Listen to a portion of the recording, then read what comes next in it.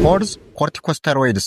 Mnemonic for side effects. Think of Cushing's syndrome as a major one. Feverish Cushing's. F represents fluid retention or edema. C represents cataracts. U represents ulcers, especially gastric. S represents skin thinning. H represents hypertension. I represents increased blood glucose, diabetes risk, and represents neuropathy. G represents growth retardation. Corticosteroids የምንላቸው ኤፍ ስንል ፍሉድ ኢሪቴሽን ወይም ደግሞ ኢደማ የምንለው ነው። የሰውነታችን ለብጠት ያስከትላል።